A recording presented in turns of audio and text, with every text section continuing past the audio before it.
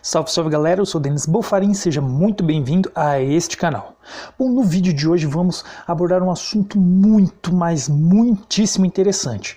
Vamos falar sobre a volta de Jesus. Mas existem dois momentos. Vamos ver então esses dois momentos que ele fala. Ele fala que ele vai voltar e não deixaria os discípulos órfãos, e outro momento é que ele fala sobre a volta do Filho do Homem. Ele se intitula como Filho do Homem. Então vamos ver esses dois significados. Bom, para começar, vamos em João capítulo 14, versículos do 1 ao 4, que ele diz assim: Não se turbe o vosso coração, credes em Deus. Crede também em mim.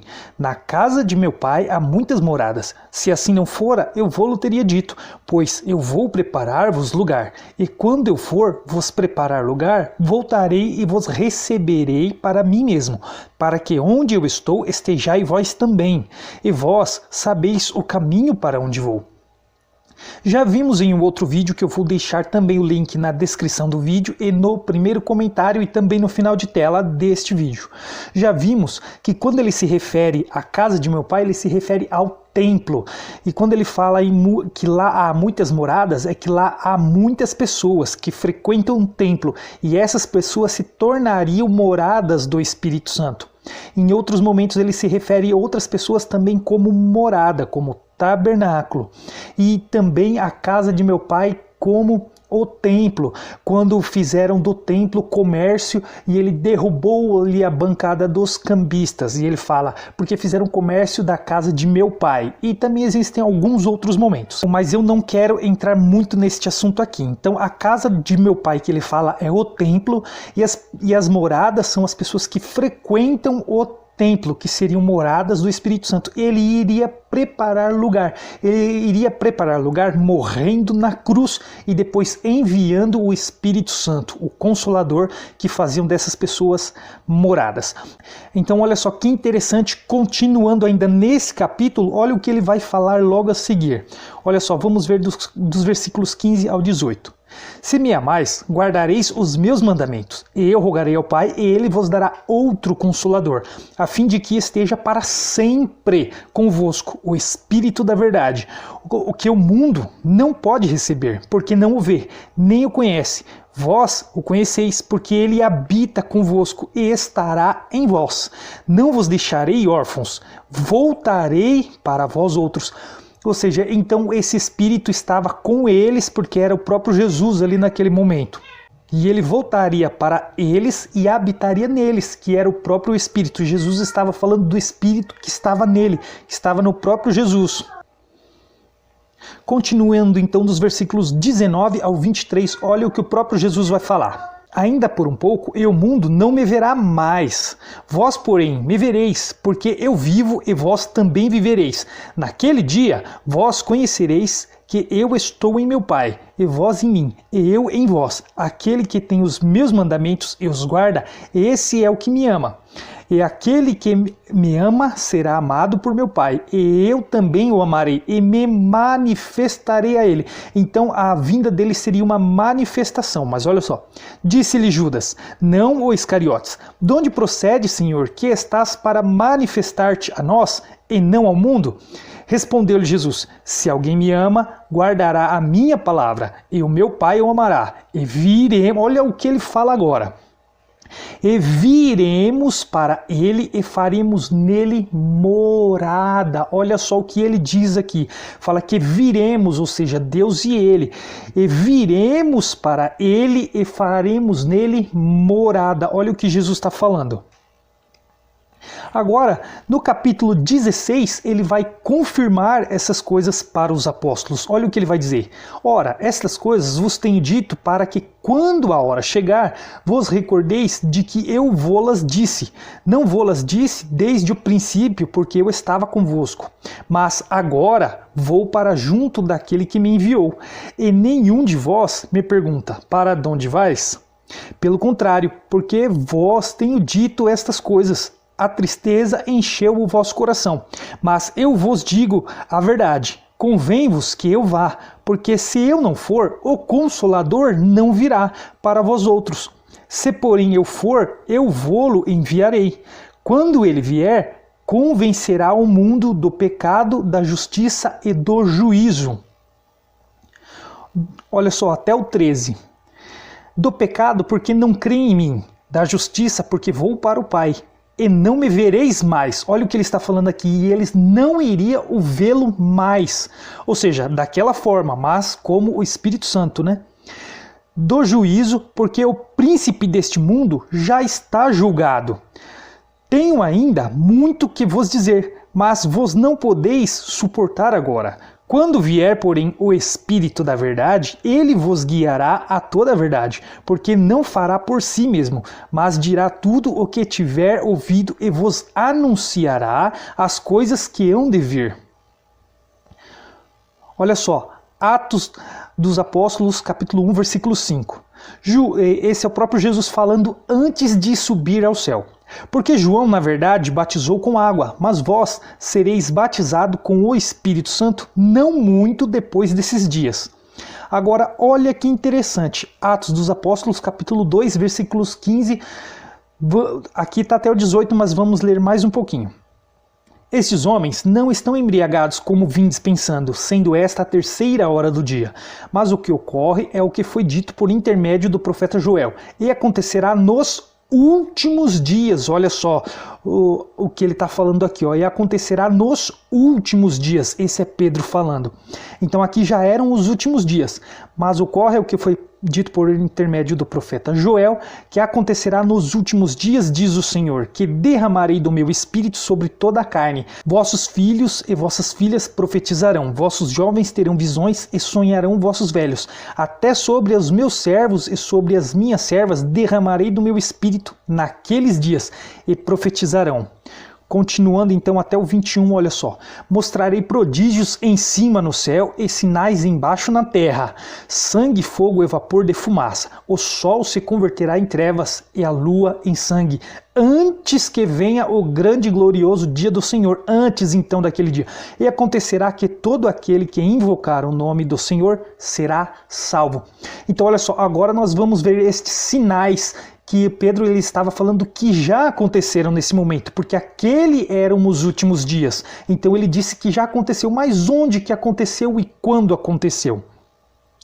Então olha só, mas antes vamos ver aqui em Mateus capítulo 29, versículos 28 e 30, diz assim: Logo em seguida a tribulação daqueles dias, o sol se escurecerá, a lua não dará a sua claridade, as estrelas cairão do firmamento e os poderes dos céus serão abalados.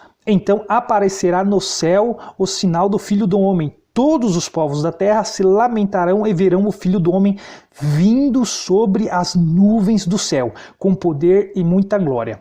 Então agora nós vamos ver estes sinais, que o sinal do Filho do Homem é justamente aqueles sinais que ele falou antes aqui, ó. O sol escurecerá e a lua não dará sua claridade, as estrelas cairão do firmamento. Então este é o sinal do Filho do Homem. E por que este é um sinal? E nós vamos ver essa vinda do Filho do Homem. Olha só. Então agora vamos lá para Mateus capítulo 27, versículos 45 e 46. Desde a hora sexta até a hora nona houve trevas sobre toda a terra. Por volta da hora nona clamou Jesus em alta voz dizendo: Eli, Eli, lama sabachthani. O que quer dizer: Deus meu, por que me desamparastes? Exatamente neste momento o céu escureceu, o sol não deu a luz. E as estrelas, por que as estrelas caíram do firmamento? Porque é uma figura de linguagem, porque o céu ficou escuro e não dava para ver estrelas. Agora, olha só, continuando. E Jesus, clamando outra vez com grande voz, entregou o Espírito. Eis que o véu do santuário se rasgou em duas partes, de alto a baixo, e tremeu a terra e fenderam-se as rochas. Olha só. Versículo 54. O centurião e os que com ele guardavam a Jesus, vendo o terremoto e tudo o que se passava, ficaram possuídos de grande temor e disseram: verdadeiramente, este era o Filho de Deus. Então, um dos sinais que Jesus disse era esse, que o sol iria se escurecer, a lua não ia dar o seu brilho, a lua iria se tornar em sangue, mas as estrelas do céu iriam cair do firmamento. Mas este era o significado, o céu iria ficar em trevas, iria ficar escuro, o sol não iria brilhar. e a lua também não iria dar a sua luz, e daria a impressão que as estrelas caíram do firmamento. Este foi um sinal quando Jesus foi crucificado. Este aconteceu antes do grande dia do Senhor, que foi no ano 70, quando o povo foi julgado e os judeus exterminados, e o templo caiu e não ficou pedra sobre pedra. Mas olha só, agora vamos entender uma coisa muito interessante. Em Mateus capítulo 26, versículos 63 e 65 diz assim: Jesus, porém, guardou silêncio, e o sumo sacerdote lhe disse: Eu te conjuro pelo Deus vivo, que nos digas se tu és o Cristo, o Filho de Deus. Respondeu-lhe Jesus: Tu o disseste. Entretanto, eu vos declaro que desde agora vereis o Filho do Homem assentado à direita do Todo-Poderoso e vindo sobre as nuvens do céu. Então o sumo sacerdote rasgou as suas vestes, dizendo: Blasfemou! Que necessidade mais temos de testemunhas? Eis que ouvistes agora a blasfêmia. Então olha só, agora vamos entender o porquê esse sacerdote rasgou as vestes e disse que Jesus blasfemou. Jesus acabou de dizer que estava vindo sobre as nuvens naquele momento. Vir sobre as nuvens, diferente de quando a gente aprende, muitas vezes começando a ir na igreja, a gente começa pelos evangelhos. Por isso a dificuldade de entender certas figuras de linguagem. Mas no Velho Testamento é muito comum essa figura de linguagem de vir com as nuvens como julgamento, como juízo, como sentença de um povo. Isso é vir sobre as nuvens. E somente quem vinha sobre as nuvens era Deus. Deus vinha sobre as nuvens, cavalgando nas nuvens do céu como sentença contra um povo. E naquele momento, quando Jesus disse isso, ele admitiu que ele era um Deus, que ele era Deus, ou que ele era filho de Deus. Então o sacerdote disse que ele blasfemou por não crer em Jesus, por não aceitar que Jesus era o Filho de Deus e era o Messias enviado. Então ele disse que Jesus blasfemou porque ele não aceitava qualquer ligação de Jesus com Deus. Então ele diz que Jesus blasfemou. Agora vamos ver que no Velho Testamento esse sentido de vir nas nuvens não é o que aprendemos todo esse tempo, que Jesus vem lá nas nuvens do céu descendo para pegar um povo. Não é isso. Vir sobre as nuvens é vir com sentença contra aquele povo, vir com julgamento, vir com juízo contra aquele povo. Olha só, vou fazer algumas leituras rápidas porque são muitos versículos, porque essa figura de linguagem é muito comum no Velho Testamento, muito comum mesmo. Era Deus quem vinha nas nuvens para julgar, para juízo, sentença contra um povo. Olha só, Deuteronômios capítulo 33, versículo 24 ao 27. A respeito da tribo de Aser, ele disse: De todas as tribos, Aser é a mais abençoada, que o povo de Aser seja muito querido pelas outras tribos, e que nas suas terras haja muitas oliveiras, que as suas cidades sejam protegidas com portões de ferro, e que os seus moradores vivam sempre em paz. Povo de Israel, não há outro Deus como o nosso Deus, forte e majestoso. Ele atravessa os céus e, montado sobre as nuvens, ele vem nos socorrer. O Deus eterno é o nosso protetor. Ele sempre nos protege com os seus braços. Na nossa presença, Deus expulsou os inimigos e mandou que os destruíssemos. Olha só outra passagem aqui, Isaías 19, versículo 1. Esta é a mensagem contra o Egito. O Senhor, montado numa nuvem, vai indo depressa para o Egito. Os ídolos daquele país tremerão diante dele, e todos os egípcios ficarão com medo. Outra passagem, olha só, Ezequiel 30, versículos do 1 ao 5. Novamente o Senhor falou comigo. Ele disse: Homem mortal, profetize e anuncie o que eu, o Senhor Deus, estou dizendo. Gritem o seguinte: dia de terror o dia está perto, o dia em que o Senhor vai agir, um dia de nuvens e de castigo para as nações. Haverá guerra no Egito e grande sofrimento na Etiópia. Muitos serão mortos no Egito. O país será roubado e arrasado. Essa guerra também matará os soldados contratados da Etiópia, Lídia, Líbia, Arábia e Cube, e até o meu próprio povo. Então, olha só, essa versão que eu estou usando é a versão na linguagem de hoje, tá? Então, se alguém pegar essas passagens, pode ser que, dependendo da tradução, está numa versão um pouco diferente, mas se pegar na tradução na linguagem de hoje, vai encontrar desse jeito. Olha só, vamos continuar aqui com as passagens. Em Jó, capítulo 22, versículos 13 e 14. Mas você pergunta, será que Deus sabe alguma coisa? As nuvens escuras ficam no meio. Como é que ele pode nos julgar? Jó, você acha que as grossas nuvens não deixam que Deus nos veja? Quando ele está passeando pelo céu? Aqui não está falando diretamente que Deus julga vindo nas nuvens, mas eles relacionam o julgamento, e isso é muito comum, relacionar o julgamento, o juízo ou a sentença como Deus vindo nas nuvens, porque Deus, toda vez que faz uma sentença, essa figura de linguagem é usada, ele vem sobre as nuvens, ou ele vem cavalgando nas nuvens. Olha só, mas vamos ver outras ainda. Salmos capítulo 68, versículos 4 ao 6. Cantem em louvor a Deus, cantem hinos em sua honra, preparem o caminho daquele que vem montado nas nuvens. O seu nome é Senhor, alegrem-se na sua presença, Deus que vive no seu santo templo. Cuida dos órfãos e protege as viúvas, ele dá aos abandonados um lar onde eles podem viver e solta os prisioneiros para que vivam livres e felizes, mas os que se revoltam contra ele terão de morar numa terra deserta. Outra passagem, olha só, Salmo 104, 3. E constrói a tua casa sobre as águas lá de cima, usas as nuvens como o teu carro de guerra e voa nas asas do vento. Outra passagem, olha só, Isaías capítulo 5, versículo 30. Quando chegar aquele dia, esse povo rugirá como o mar contra o povo de Israel.